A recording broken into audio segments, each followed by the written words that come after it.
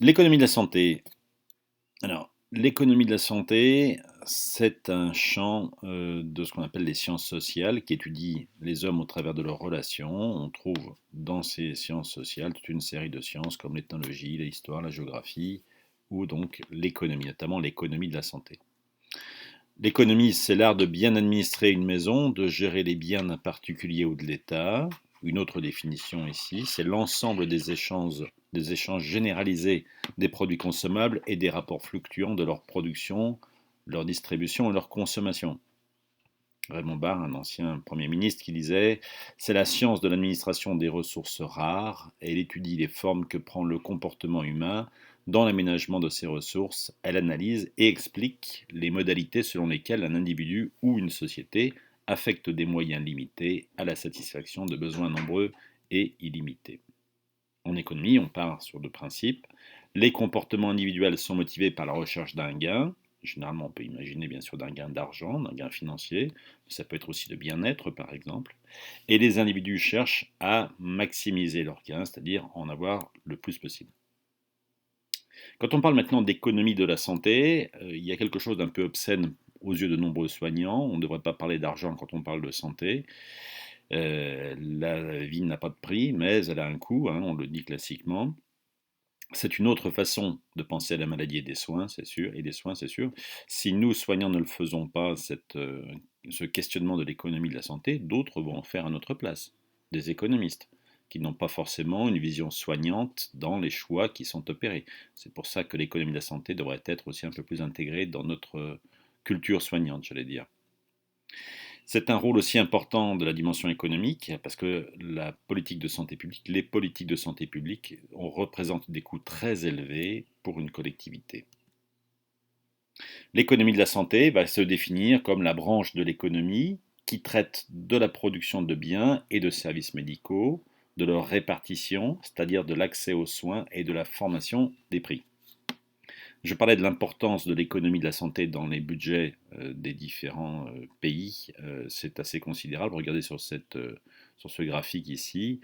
En 2009, la part du PIB, de la richesse intérieure brute, qui est un indicateur économique qui permet d'indiquer la richesse d'un pays, qui est un indicateur un peu d'ailleurs considéré comme un peu dépassé aujourd'hui, mais on voit très clairement que certains pays dépensent une part importante de leur richesse à soigner leur population, sans pour autant arriver à des résultats tout à fait performants. Par exemple, aux États-Unis, les États-Unis dépensent presque 17% de leur PIB pour soigner la population, alors qu'on sait qu'une part d'à peu près 10% de la population américaine n'a pas accès à un système de santé. Donc c'est pas parce qu'on dépense beaucoup qu'on dépense efficacement et que la population est en meilleure santé. D'ailleurs, les États-Unis n'ont pas de bons indicateurs en termes de santé publique quand on regarde la mortalité infantile, quand on regarde les chiffres de l'espérance de vie par exemple. Donc dépenser beaucoup d'argent dans un système de santé n'est pas la garantie d'une meilleure santé de la population. Tout dépend vers quoi sont orientées ces dépenses. En France, le système de santé est entre 11 ou 12% de notre PIB en termes de consommation. Des pays parmi les plus en pointe sur le sujet, notamment le système de santé suédois, qui était considéré comme un des meilleurs au monde, est à 11% à peu près de son PIB. Et on voit très clairement ici, entre 1990, 2000 et 2010, la progression considérable de la part, effectivement, de ce PIB qui est dédié à soigner. Et on voit que dans tous les pays, on a des augmentations. En France, par exemple, l'économie de la santé représente un budget tout à fait considérable quand on regarde un petit peu les dépenses principales de l'État français en 2016, en millions d'euros. On se rend compte que le premier budget d'ailleurs de l'État, c'est le remboursement et les dégrèvements, là c'est la dette, qui représente plus de 100 millions, enfin 100 000 millions, c'est-à-dire 100 milliards d'euros pratiquement de remboursement. C'est pour ça d'ailleurs que l'ensemble des gouvernements s'attaquent à cette dette dès le départ, parce que c'est un coût colossal pour notre société, notre pays. On voit que le deuxième budget ensuite, c'est le budget de l'enseignement scolaire, avec 70 milliards d'euros dépensés dans cette direction. La défense, par exemple, est à peu près à 40 milliards d'euros. Pour parler du chiffre de la santé, qui ne figure pas véritablement là-dedans, parce que la santé n'est pas gérée par l'État à proprement parler, hein, c'est un budget un peu à part, c'est la sécurité sociale, donc un organisme public, mais qui n'est pas l'État.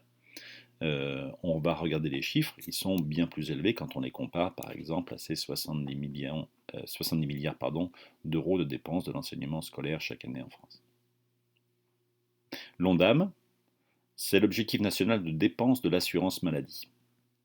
Ce sont dans les lois votées au Parlement, dans les lois de financement de la sécurité sociale, le Parlement fixe des priorités, des objectifs sanitaires et de dépenses. Donc en gros, les élus, les représentants du peuple, au niveau du Parlement, vont fixer chaque année un objectif de dépenses de l'assurance maladie. Si ces dépenses dépassent ces objectifs, on parlera donc du déficit. Regardez par exemple, les objectifs, effectivement, l'ONDAM était en 2013 de 175 milliards d'euros. Quand vous regardez un petit peu, quand vous vous souvenez des chiffres que je vous présentais juste avant à propos du budget le plus élevé de la nation, qui était celui de l'éducation nationale, quand on évacue le chiffre de la dette, 70 milliards d'euros, ici on est à 170 milliards d'euros. Donc on se rend compte que les objectifs de dépenses de l'assurance maladie sont déjà des chiffres très largement supérieurs à ceux du premier budget de l'État. Alors, différents types de budgets, justement, on a différentes enveloppes. On a ce qu'on appelle la consommation médicale totale, qui regroupe la consommation de soins et de biens médicaux, les soins notamment hospitaliers, mais aussi ambulatoires, etc. Et puis les consommations des services de médecine préventive, qui représentent une proportion très limitée de cette consommation médicale totale. Par exemple, ici, en 2014, ça représentait 190 milliards d'euros, soit pratiquement 3 000 euros de dépenses par individu en France, quel que soit l'âge. Cette consommation médicale totale peut être complétée d'indemnités journalières, de la recherche médicale, etc., pour constituer ce qu'on appelle les dépenses courantes de santé, qui avoisinent 257 milliards d'euros en 2014. Et puis, bien sûr, tout ça est intégré dans une dimension encore plus grave, donc plus grande encore, dans ce qu'on appelle les dépenses nationales de santé. Vous voyez que les chiffres sont astronomiques. On est à plus de 260 milliards d'euros par an, comparé encore au budget de l'éducation nationale, qui est considéré comme déjà colossal, avec 70 milliards d'euros par an. Donc on comprend que l'économie de la santé représente un poids tout à fait considérable dans nos sociétés modernes. Et qu'est-ce qu'on fait dans cette consommation médicale totale en France, la répartition? On voit bien effectivement le secteur public et le secteur privé qui vont se tailler des parts très importantes de ce budget, mais aussi la consommation de médicaments, les médecins aussi par exemple. Alors le système de santé, l'économie de la santé fait un peu une exception à des lois de l'économie classique. Habituellement, quand l'offre d'un bien est importante et que la demande est limitée, alors à ce moment-là, les prix ont tendance à baisser. Ça, en économie, donc, il y a un bien, l'offre, ce qui va être proposé à la vente, un producteur, qui peut être le vendeur éventuellement, et un acheteur. Ça, c'est la base. Alors imaginez-vous maintenant que l'offre soit en revanche faible et que la demande soit importante. Dans ces conditions, on a une augmentation des prix. Cette augmentation des prix va tarir la demande et donc va conduire à nouveau à une faible demande, donc à une baisse à nouveau des prix. Ce système, c'est la loi dite du marché qui va en fait réguler et qui va éviter des niveaux trop élevés ou trop faibles des prix. Cette loi du marché qui s'autorégule en quelque sorte comprend de nombreuses exceptions, notamment on peut parler comme celle du pétrole par exemple, ou la consommation énergétique. La consommation de pétrole n'est pas forcément, n'est pas forcément modifiée en regard du prix. Alors, dans une certaine mesure bien sûr, mais le pétrole est un produit tellement indispensable dans nos sociétés modernes, on est tellement accro au pétrole que quand le prix augmente, eh bien on fait ce qu'il faut pour se payer sa dose. C'est à peu près ça, hein, comme le ferait un toxicomane. Et la santé est tout à fait aussi dans ce même registre. La santé ne dépend pas, il n'y a pas cette loi du marché. Quand on parle de l'économie de la santé, on associe les soins au bien qui est vendu, les professionnels de santé aux producteurs et les acheteurs aux patients malades. Voilà, donc la santé, elle aussi, le monde de l'économie de la santé varie peu en fonction de cette offre de la loi, de cette loi pardon, de l'offre et de la demande. Le prix n'est pas fixé, n'est pas lié à l'offre, et l'offre n'influe pas la demande, pas parce qu'il y a beaucoup de médecins que la demande va augmenter. Alors ça nécessiterait quelques ajustements parce qu'effectivement, on sait qu'il y a des variations et quand l'accès aux médecins est plus compliqué, eh bien, on a une réduction ici de la consommation médicale. Alors, au moins dans un premier temps. C'est bien ce qu'a voulu faire l'État pendant de nombreuses années en réduisant le numerus clausus, en réduisant le nombre fermé, hein, numerus clausus, le nombre d'étudiants qui pouvaient franchir le cap de la première année de médecine. L'idée, c'était de réduire le nombre de prescripteurs. En réduisant à terme le nombre de prescripteurs, de médecins, on réduirait donc la consommation de biens médicaux. On réduit l'offre pour essayer de réduire la quantité en fait, de dépenses. Ça a une vision bien sûr un peu réductrice des choses. Et on se rend compte aujourd'hui que ce numerus clausus a conduit à des véritables pénuries de médecins dans de nombreuses régions de France. On a un problème de répartition bien sûr des médecins sur le territoire national qui sont en liberté totale d'installation. Et cette non-contrainte des médecins va conduire effectivement à des positionnements sur une carte de France assez variables, très variables d'une région à l'autre, avec beaucoup de déserts médicaux. Ceci associé au fait qu'on a trop longtemps réduit le numerus clausus pour limiter le nombre de prescripteurs pour réduire les coûts, a conduit aujourd'hui à une pénurie de médecins qui va devenir à terme extrêmement préoccupant. On a une pyramide des âges chez les médecins qui est aujourd'hui assez élevée. La médiane de l'âge des médecins, la moyenne si vous préférez, pour faire simple, est relativement élevée. Du coup, beaucoup de médecins vont dans les années qui viennent partir en retraite et trop peu de jeunes médecins sont aujourd'hui formés pour pouvoir les remplacer. Les prestataires de soins constituent donc les professionnels de santé, le patient acheteur, et on a donc des prestataires qui soignent des patients acheteurs. Ces patients acheteurs, normalement, autrefois, finançaient directement les prestataires de soins, mais aujourd'hui, on a un tiers payeur qui va se charger de collecter les cotisations des patients, et une fois que les patients vont avoir besoin de prestataires de soins, eh bien c'est le tiers qui a ramassé ces cotisations qui va financer donc les prestataires. Ça, c'est ce qu'on appelle le triangle de la santé.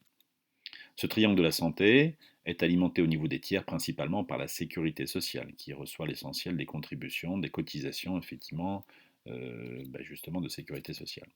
Donc chacun d'entre nous est acheteur, je dirais, potentiel de ce système de santé, donc cotise, nos cotisations sécurité sociale dans toute une série de prélèvements sociaux. On a donc un financement qui est socialisé. Il y a 3 contrats implicites entre ces membres du triangle, normalement. Le tiers, l'assureur en quelque sorte, assure le patient dans la mesure où celui-ci n'abuse pas de cette garantie.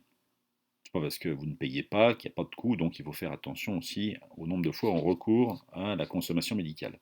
Le tiers paye le prestataire en fonction des actes qui sont réalisés par ce prestataire. Et le prestataire ne multiplie pas les actes au-delà de ce qui est strictement nécessaire.